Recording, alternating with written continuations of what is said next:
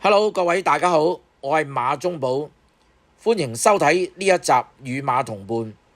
本集內容純屬個人觀點及分享，並不構成任何建議。喜歡我頻道嘅朋友，記得訂閱、點讚同埋分享。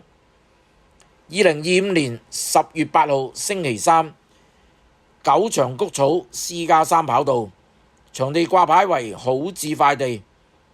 想分享下場次76， 5班1800米，2號馬暴風雷，孭135磅，8檔起步，走2碟，入彎逐步而出，4碟入直路，最後85，距離前領馬個零馬位，衝勢好勁，輸俾頭馬頸位，先紀錄低。